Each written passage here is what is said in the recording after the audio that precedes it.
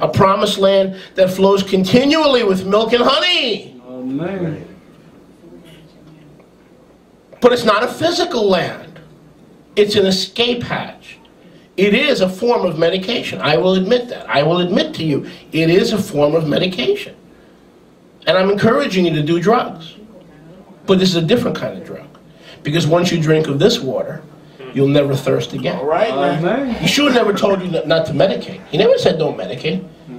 But if you're medicating on pharmaceuticals and uppers and downers, instead of medicating on the water that never runs dry, that's what he meant. You understand? That's what he meant. Medicate on me. Amen. He knows we need medication in this life. That's why he left his Ruach. People will reject you. People won't accept you. People won't understand you. So he left his Ruach.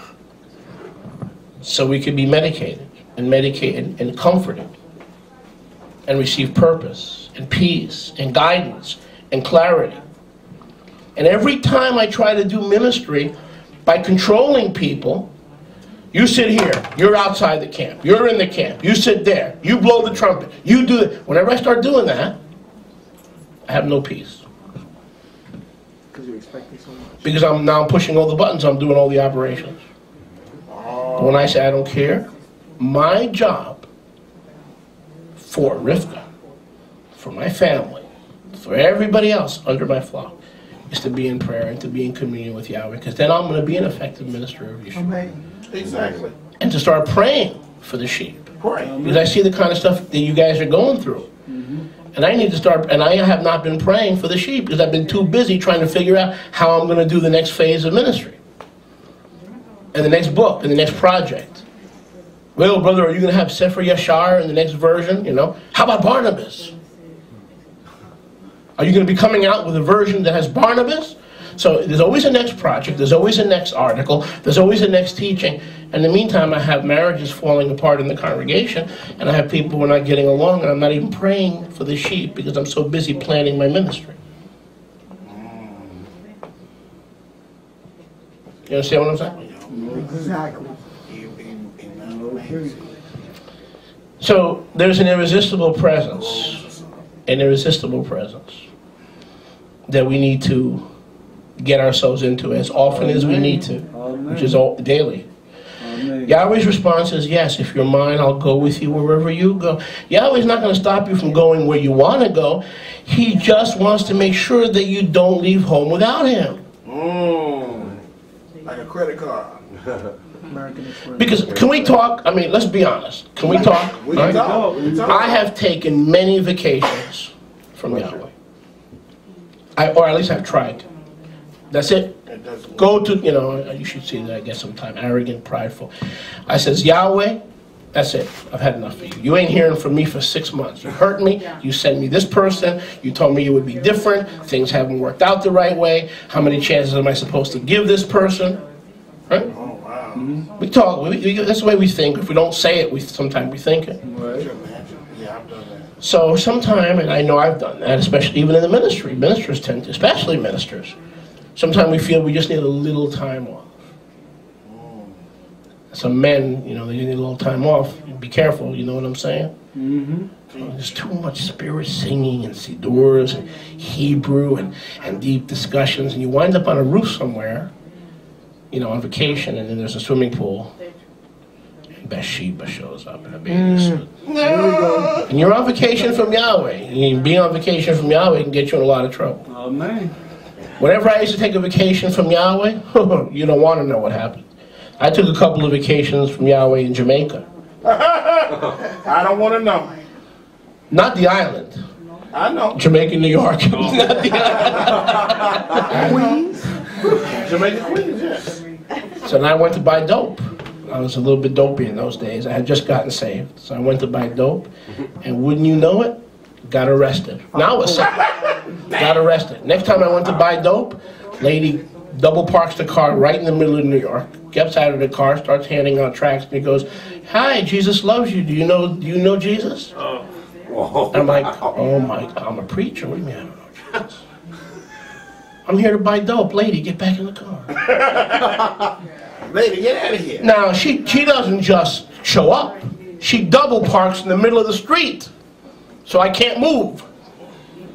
Oh, wow, that was totally wow. Gets out of her car and hands me, do you know Jesus? Hamana, hamana, hamana, hamana. That would shame anybody back. So, Yahweh knows that wherever you go, His presence wants to go with you. Yahweh's response is, yes, my presence will go with you. And by the way, I haven't done that in over 20 years, praise Yahweh. And Yahweh used Rivka to help deliver me. You've heard that story. Some of you have heard that story many times. When we first got married, I would sit there. I would guess so. And we were dating, and she came to my house, and she goes, what is wrong with you? I said, nothing. Why? Well, why you ask? Oh, wow. And there was a little red light in the studio apartment. I said, I'm getting revelation. Leave me alone, baby. Isaiah. Look at Isaiah 9:6. She goes, and then I got the munchies. And at 9 o'clock, the Chinese delivery would show up. 11 o'clock, White Castle would show up. Right.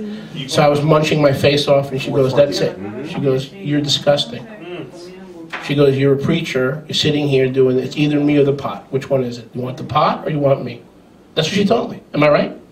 Because I'm not going to stick around if you're going to look like this. You're eating yourself into a grave. You constantly have the munchies. It's ridiculous. So I chose her. I got rid of the pot. Haven't smoked since. Amen. Don't tell anybody. Just the whole radio audience, right? That's all. To Yahweh be the glory. Amen. Baruch Hashem Yahweh. So, Yahweh's response is, yes, if you're mine, I will go with you wherever you go. But I'm not going to just go so you can go on vacation. I want to go wherever you go. There are no vacations from me. To reveal myself to you because my presence is irresistible, and you will see that even when you're on vacation, you need to spend time in my presence. Even when you're away from your job, you need to spend time in your presence. In differing stages and varying powers, I will reveal myself to you, but you have to allow me to go with you, and you have to know that wherever you go, my presence will go with you. Turn with me to Shemot, chapter 33. And that's what I was talking about in today's parsha, in today's portion.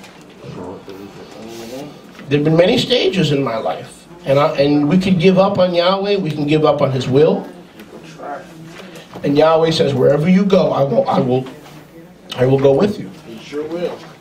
If you desire me more than you desire anything in this world. Because acceptance will never come in this world. Your employer, no matter how hard you work, will never accept you as someone who does a well job. They always think you can do it better. They always think you're cutting corners. They'll always think you're taking too much time. Stop trying to please and get the approval of men. It will be your downfall. Again, as Yahweh lives, if we have any success in our marriage, that's what it is. We have no expectations from each other. That doesn't mean we can't hurt each other. Yes, we can hurt each other. But we've learned to lower the expectations and not burden the other person with higher and higher expectations. Right? Amen. Baruch Hashem Yahweh. Shemot 33. And we talked about this parsha this morning. Amen. Shemot 33. We start with 12. That's where we started today.